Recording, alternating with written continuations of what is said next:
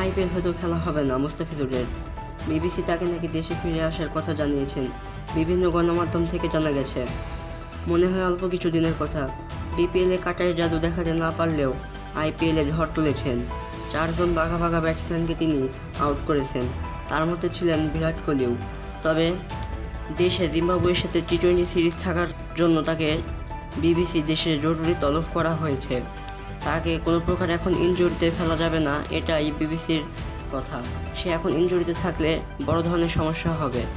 এর তো কিছুদিন আগেও বিশ্বকাপেও তিনি সেরকম কোনো কিছুই করতে পারছিলেন না, এবং শ্রীলঙ্কার সাথেও তিনি ওভারে 10-15 উপরে রান দিচ্ছিলেন, যেই কারণে 2-3 ম্যাচ থেকে তাকে বাদও করা হয়েছিল। তবে এখন কেন মুস্তাফিজুরকে নিয়ে আসা হচ্ছে? আসলে আমরা মুস্তাফিজুরকে ব্যবহার করতে পারছি না। ধোনি যেভাবে মুস্তাফিজুরকে ব্যবহার করেছে, আমরা সেভাবে যদি মুস্তাফিজুরকে ব্যবহার করতে পারতাম, মুস্তাফিজুরের সম্পূর্ণটাই আমরা পাতাম।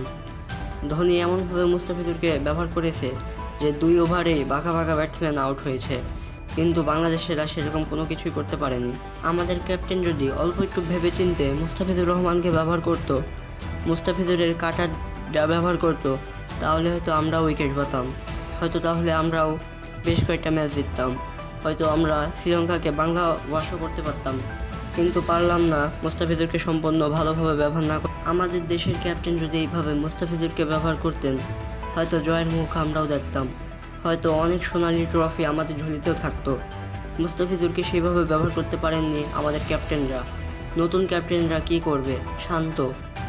সাকিব আল হাসান থাকলেও একটা আশা ছিল, সেক্ষেত্রে এখন শান্ত কি পারবে এরপরের বিশ্বকাপটা জিতাতে?